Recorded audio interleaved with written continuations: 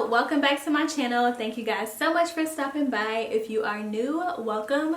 My name is Shantanique and this is my YouTube channel. Before we get started, stop what you're doing, make sure you hit the subscribe button and turn on your notification bell. I upload videos 3 times a week on Tuesdays, Fridays, and Sundays at 4 p.m. While you're at it, make sure you follow me on Instagram. So, if you're new, then you probably don't know anything about me. If you're an oldie, you probably know everything about me. I am a human resources business partner. I work in HR. I've been in the industry for close to 10 years now. I have experience in all arenas, to be quite frank with you. I receive so many emails, DMs, texts, everything from all kind of people asking about what I do, how I got in the field, how they can get in the field, what they should major in, and so many other questions related to my HR journey and their HR journey. Y'all know, I'm gonna keep it real with y'all. I wanted to be really transparent and sit down and film a video just sharing pros and cons of HR with everyone before it's something that you decide to do. I think there's a misconception in the industry in regards to what people who work in HR do. I get questions like, what is HR? Do y'all just fire people? What do y'all do? I figured I'd sit down and share some wins and things that I absolutely love about my career, as well as some challenges and opportunities and things that I don't really like, to be real. Hopefully you find something in this video super helpful. If you are interested in seeing what pros and cons I'll share about human resources, keep watching. So before we get started, let's talk about HR. HR is different in almost every company. It really depends on the size of the company to understand the organizational structure of human resources. I've worked for several different companies. I've worked for small private companies. I've worked for huge publicly traded companies.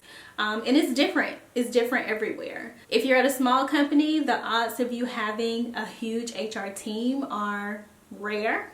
You probably won't have it. You'll probably have 1 or 2 people in HR, usually a manager or a director, whatever the title will be, and a generalist. But those 2 people are usually responsible for everything HR related. Now, if we're talking about a huge organization, then usually there's an HR department and it's split into sub-departments or subgroups under there. So you'll have payroll, you'll have compensation, you'll have recruiting, you'll have employee relations. It just depends on what organization you're working for. I've done both and a little in between. I'm going to share my pros and cons generally, not based on the size or anything like that. So hopefully it's something that's helpful. So if you don't know, I also work from home, and that is definitely a pro. This is probably old news to some of you guys, but just because you're in human resources doesn't mean you have to be face to face with the employees, the leadership team, anybody. For example, I live in Atlanta, but the team that I work for is in California and Hawaii. Some are in Massachusetts, some are in Kentucky.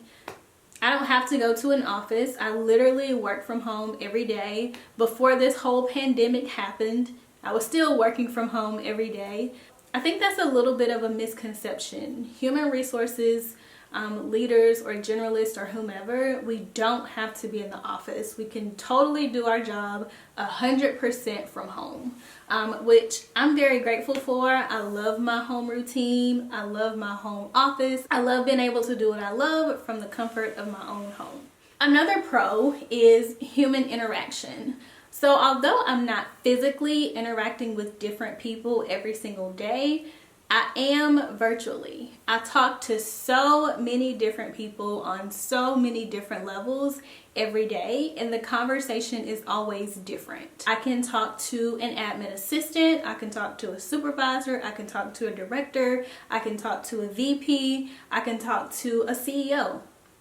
I can talk to any of those people on any given day about anything. The conversation is always new, it's always fresh, and it's rarely repetitive. And I enjoy that.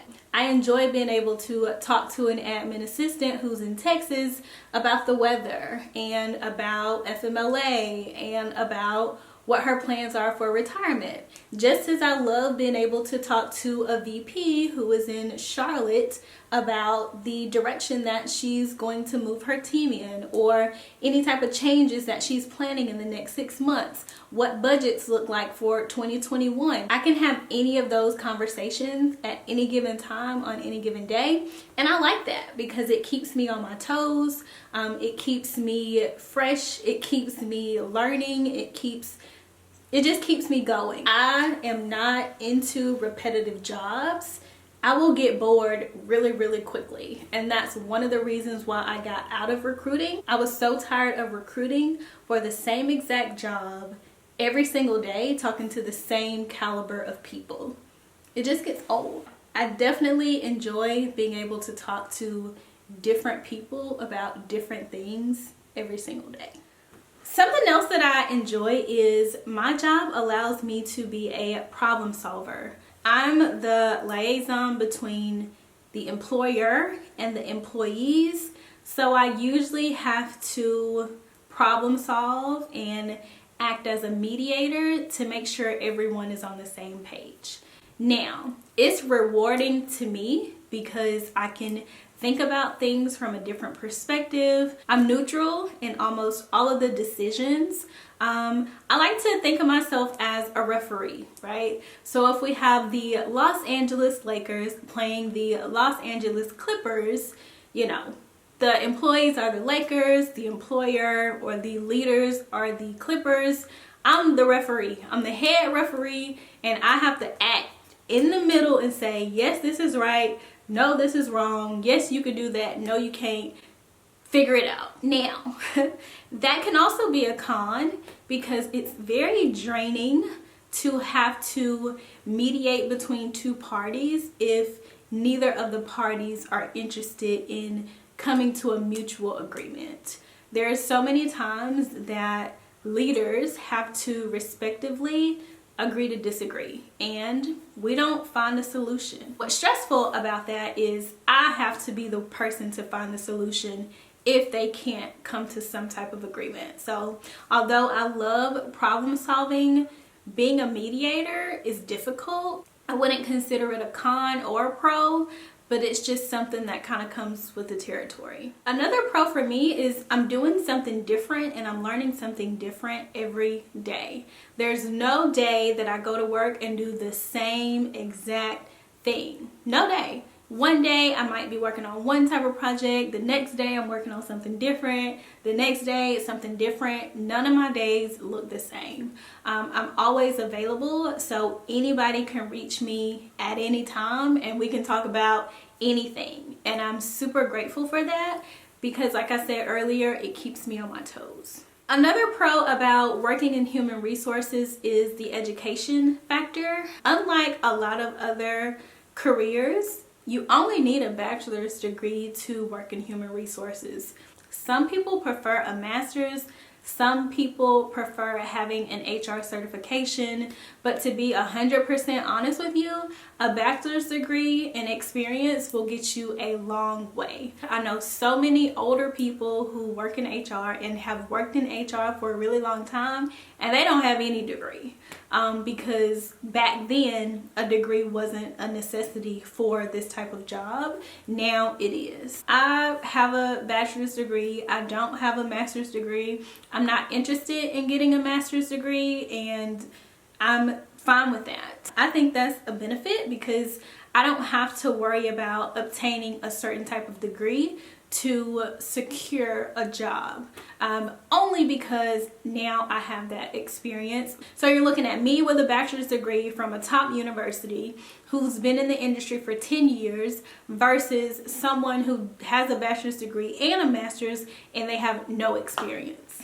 Who would you choose? You know, so it's kind of like that. You have to think about it from that perspective. If you are in college now, it doesn't hurt to go ahead and get a master's, but if you've already gotten a bachelor's degree, I don't think it's necessary to go back to school to get a master's just to get into HR. Another pro for me is we act as influencers. It is my duty and my responsibility to influence the decision of my managers, my directors, my CEOs, my everybody. That's on me. I have to persuade you or influence you to make a certain decision so that I'm kind of guiding you in the right direction for the organization as a whole. I love the fact that my feedback matters. So, you know, I have to kind of give you that stamp of approval before you can go ahead. People really take in consideration my opinion in regards to human resources, in regards to the direction that the organization is moving towards, or any type of decisions that they're making. You always want to remain in good grace with HR, and you always want HR support. Solely because we're working for everybody's best interest, and like I said, we're not biased, so we're going to give it to you real, tell you what we think, and then allow you to make the decision. We don't make those decisions. That's for you to do. And the last pro that I want to share with you guys is, hey, you can make some money in HR, okay? It's a very attractive salary. You can easily make 6 figures. That's not out of the ordinary for you to make 6 figures. Yeah, you can make money. It's a competitive industry in regards to salary, how much you make, and it's out there. It's money to be made, okay? So yeah, it's definitely an attractive salary, and that's definitely a pro. Now on to the cons. Y'all, I have one con, and it just sticks out like a sore thumb, and it is the reputation of HR. We have a really bad reputation. It's like people think that we're the reason why they were fired because we actually have to complete the termination. But I'm here to tell you that's not true. In all of my years of experience, I've never went and said, hey, that person, we're going to fire them for no reason, for nothing. I just don't like them. We're going to fire them. It doesn't work like that. It just doesn't. Anytime you're fired, 99.9% of the time, it's something that you did. And I had to learn that when I first got into the industry, because I would feel extremely guilty when I had to serve someone with termination papers, until I learned from, I don't even know who told me this, but maybe I was reading a book or something, but it specifically said, you don't fire anyone, people fire themselves. And that's real. If you're fired, more than likely it's something that you did. And if it's something that you did and I know about it, it's because your manager brought it to my attention. I never reach out to anybody to say, hey, how's this person doing? Hey, how's that person doing? The only time a termination or someone is on my radar is if the manager reaches out to me and lets me know. I'm here to tell y'all, we don't just pick in the bunch and say, hey, we're gonna fire this person. That's not how it works. Now, that's for voluntary terminations. For layoffs or RIFs or furloughs, I don't just pick people for that either. The manager almost always, 99.9% of the time, have to recommend who they would like to furlough or who they would like to terminate based on budgets. So, you know, you may have a CEO that say, hey, we need to cut budgets. We need to save $1 million, and 500,000 of those $1 million needs to come from staffing. So I need 5 people from HR. I need 5 people from the lab. I need 5 people from IT. 5 of those people, each of these departments, give me 5 people. We have to let them go because we have to cut budgets. HR is not going to say, okay, IT, I'm going to choose 1, 2, 3, 4, 5. HR is going to say, IT, give me your 5. And when IT gives me their 5, I'm going to look at their 5 and I'm going to say, okay, how did you choose this 5? What process did you use? What was your selection criteria? And they have to tell me something that is reasonable as to why those 5 people were chosen. It can't be because they don't like them. It can't be because they live in California. It can't be because they're black. It can't be because they're white. It can't be because they're tall or short or old or young. It can't be any of those reasons. It has to be something along the lines of, this person is on a written warning. And these people score the lowest on their performance review in my entire organization. That's fair to me. That makes sense. I'll approve it. That's how that process works. I don't think a lot of people understand that. So trust me when I say you're not chosen for no reason if budgets are cut or if we have to furlough people or if people are laid off. It's a technique and a process that we have to follow. That we have to abide by for federal regulations and federal law.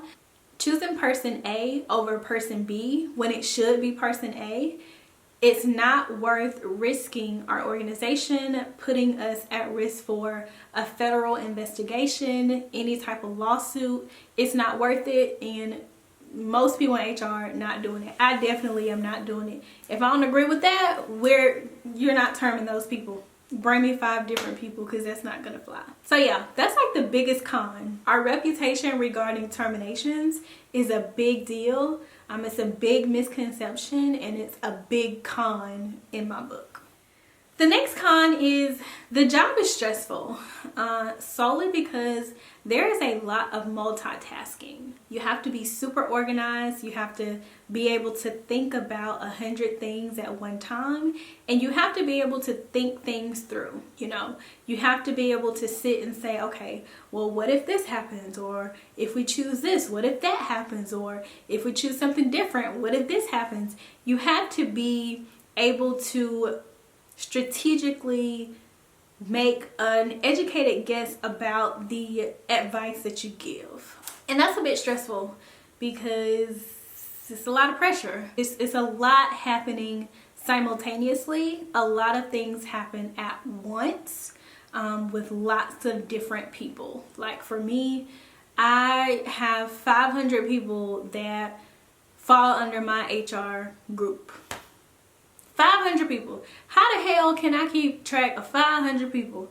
And 500 people literally are my responsibility. So yeah, it can be a little bit overwhelming, and it can be very, very, very stressful at times because it's a heavy workload. I'm not even gonna sit here and lie to you. Granted, some days are not so busy. I might get 20 emails. Some days are crazy. I get 200 emails. So yeah, that's a con to me. Another con is you have to know your organization and your policies in and out. It's so much stuff to learn. Y'all, it's so much stuff to learn. You have to learn so much stuff on a consistent basis. So I might get a question about tuition reimbursement, and then another question about PTO, and then another question about FMLA, and then another question about Corona, and then another question about termination. I might get all those questions back to back, and all of those managers or leaders are going to expect an answer timely. There's no way that I can go and research all 5 of those things and give all of those leaders their answers timely or quickly. So I have to be well versed on literally all of the company's policies, all of them, and it's a lot of them. The thing about the policies is once you learn them, they're not set in stone because year over year, sometimes we have policy changes. Sometimes we might say, hey, PTO cap is at 80 hours.